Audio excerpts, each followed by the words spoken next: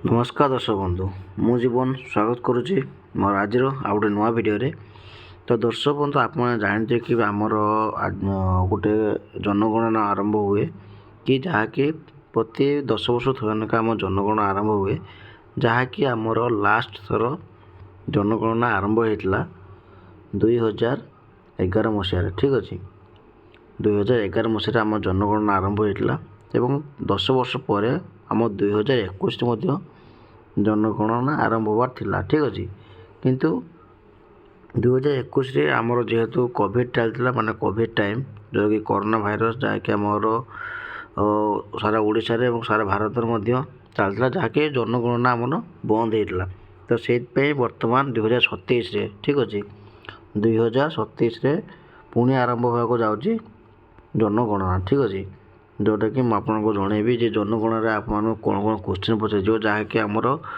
सूचना मुताबक आसिक आपण 33 क्वेश्चन आपको पचर ठीक अच्छे तो 33 क्वेश्चन आपको पचर से 33 क्वेश्चन कौन कौन रही कौन कौन विषय आप पचारे तो से विषय टोटाल भाव में आपको इनफर्मेशन देवी जदि भिडियो भल लगे तो भिडियो को लाइक करे चैनल को सब्सक्राइब करने जमा ही भूलतुनि तो दर्शक बंधु चलते जावा एवं देखा कौन कौन क्वेश्चन अच्छी एवं कौन कौन आपको पचर देखो आपको लिखाई कि 2027 जनगणना सरकार तरफ विधिवत विज्ञप्ति जारी कर गुरुवार जारी होता यह विज्ञप्तिर जनगणना समय पचार प्रश्न विषय में उल्लेख कर केंद्रीय गृह मंत्रालय द्वारा यह विज्ञप्ति जारी कर घर परिवार सदस्य गाड़ी आसबाबपत्र भली मोट 33 क्वेश्चन कतटा क्वेश्चन ना 33 क्वेश्चन आपण को पचर ठीक अच्छे ये नहीं जनगणना समय परिवार मुख्य को ये 33 क्वेश्चन प्रश्न उत्तर देवाक पड़ो यह पूर्व दुईट पर्यायर जनगणना होगा बोली केंद्र सरकार पक्षर घोषणा कर चलित वर्ष एप्रिल सेप्टेम्बर प्रथम पर्याय गणना हो ए बासगृह तालिकाभुक्त एवं प्रति घर विषय तथ्य संग्रह कर फेब्रुआरी 2027 द्वितीय पर्याय गणना कर तो जेहेतु बर्तमान रही है प्रथम पर्याय द्वितीय पर्याय फेब्रुआरी 27 पर गणना कर क्वेश्चन आप पचारे ना 33 क्वेश्चन आपको पचर ठीक अच्छे 33 क्वेश्चन आपको पचर जोटा कि मुझे कहबी ए तो चलते देखा केते क्वेश्चन आम 33 क्वेश्चन रही और 33 क्वेश्चन को आम बर्तमान जाना देखो 33 क्वेश्चन बर्तमान आसो एक नंबर आएगा बिल्डिंग नंबर ठीक अच्छे माने पौरपालिका कि स्थानीय कर्तृपक्ष कि जनगणना नंबर आपको प्रथम बिल्डिंग नंबर आपको देवाई पड़ो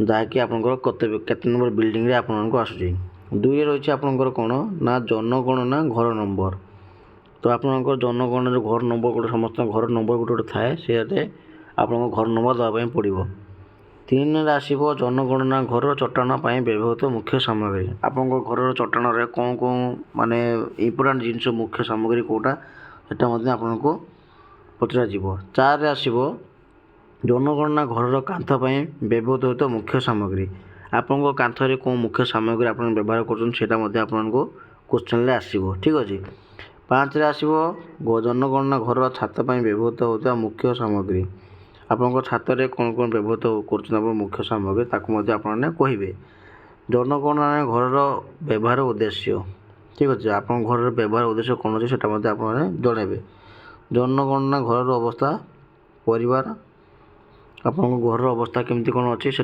आपको जनइबे परिवार माने हाउस होल्ड नंबर जहाँकि आपंकर परिवार केमती कौन नंबरिंग अच्छी आप नंबर केते लोक रोचे आपको कहवाई पड़ो तापर देखो 9 लिखाई परिवार रोकता मोट व्यक्ति संख्या आप निज निज परिवार में केते लोक आप रोचते से जनगणना माध्यम आपने कहींपारे ठीक अच्छे तो 10 नंबर देखा आम परिवार मुख्य नाम आप परिवार मुख्य नाम किए अच्छे से आपने कहे परिवार मुख्य लिंग माने परिवार आपंकर जो मुख्य अच्छा तो से पुरुष कि स्त्री से आपने कहे 12 दी कि परिवार मुख्य अनुसूचित जाति अनुसूचित जनजाति और अन्य वर्ग आपने कौ जातिर लोक ब्राह्मण वैष्णव कि कौ जातिर लोक आपने कहे जनगणना घर मालिकाना स्थिति ମାନେ ଆପଣ ଜନଗଣନା ଯେ ଘର ଅଛି ମାଲିକମାନେ କ'ଣ କରନ୍ତି ସେଟା ମଧ୍ୟ ଆପଣମାନେ କହିବେ।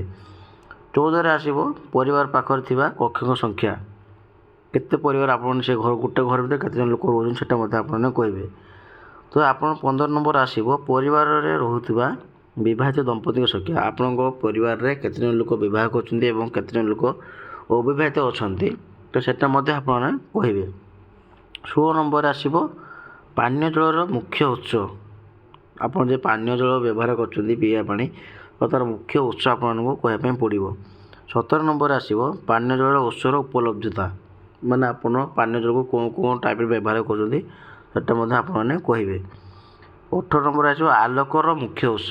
ଆପଣଙ୍କ ଘରେ ଯେ ଲାଇଟ୍ ଜଳୁଛି ତ ତା'ର ମୁଖ୍ୟ ଉତ୍ସ ଆପଣଙ୍କୁ କହିବା ପାଇଁ ପଡ଼ିବ। 19ରେ ଆସିବ ଆପଣମାନଙ୍କର ଶୌଚାଳୟ ସୁବିଧା।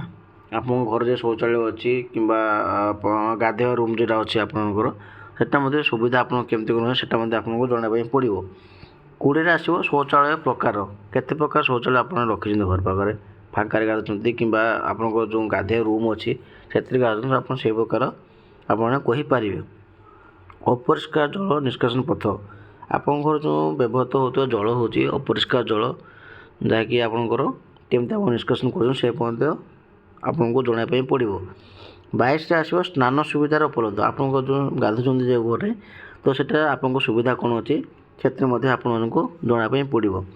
23ରେ ଆସିବ ରୋଷେଇ ଘର ଏବଂ LPG ବା PNG ସଂଯୋଗ ସୁବିଧା। ଆପଣ ଯେ ରୋଷେଇ କରୁଛନ୍ତି ଆପଣ କେଉଁଥିରେ ରୋଷେଇ କରୁଛନ୍ତି, ଯାହାକି LPG ରୋଷେଇ କରୁଛନ୍ତି କିମ୍ବା ଚୁଲିରେ ରୋଷେଇ କରୁଛନ୍ତି ସେଟା ମଧ୍ୟ ଆପଣଙ୍କୁ କହିବା ପାଇଁ ପଡ଼ିବ।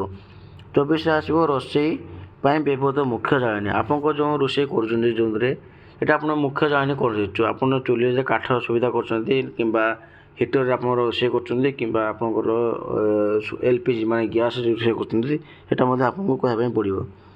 ରେଡ଼ିଓ ବା ଟ୍ରାଞ୍ଜିଷ୍ଟର ଆପଣଙ୍କର ଯାହା ବି ଅଛି ରେଡ଼ିଓ ଆପଣ ସେଟା ମଧ୍ୟ କହିବା ପାଇଁ ପଡ଼ିବ।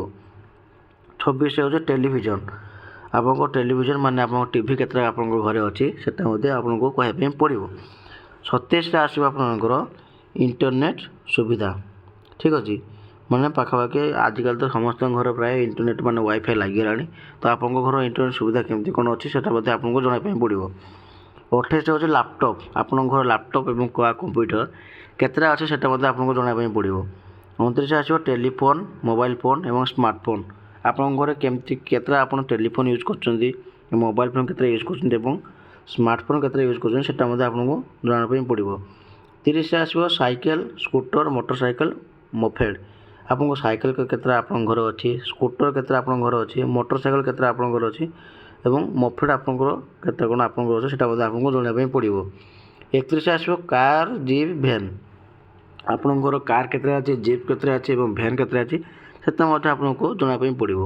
32 ନମ୍ବରରେ ଆସିବ ପରିବାରରେ ବ୍ୟବହୃତ ମୁଖ୍ୟ ଖାଦ୍ୟଶସ୍ୟ। ଆପଣ କେଉଁ ଜିନିଷଟାକୁ ବେଶୀ ଇମ୍ପୋର୍ଟାଣ୍ଟ ଭାବେ ଦେଉଛନ୍ତି, ଆପଣଙ୍କ ରୁଟି ହେଉ କିମ୍ବା ଆମର ଚାଉଳ ହେଉ ସେଟା ମଧ୍ୟ ଆପଣଙ୍କୁ କହିବା ପାଇଁ ପଡ଼ିବ। ବାକି ହେଉଛି ଶେଷରେ ଆସିବ ଆପଣଙ୍କର ମୋବାଇଲ୍ ନମ୍ବର, କେବଳ ଜନଗଣନା ସମ୍ବନ୍ଧୀୟ ଯୋଗାଯୋଗ ପାଇଁ। ଠିକ୍ ଅଛି, ଆପଣଙ୍କ ମୋବାଇଲ୍ ନମ୍ବରଟା ମଗାଯିବ କେବଳ ଜନଗଣନା ସମ୍ବନ୍ଧୀୟ ଯୋଗାଯୋଗ କରିବା ପାଇଁ ଆପଣଙ୍କୁ ମୋବାଇଲ୍ ନମ୍ବରଟି ଜଣାଯିବ। ଠିକ୍ ଅଛି, ଯଦି ଭିଡ଼ିଓଟି ଭଲ ଲାଗେ ତ ଭିଡ଼ିଓକୁ ଲାଇକ୍ କରି ଚ୍ୟାନେଲଟିକୁ ସବସ୍କ୍ରାଇବ୍ କରିବା ପାଇଁ ଜମା ବି ଭୁଲନ୍ତୁନି।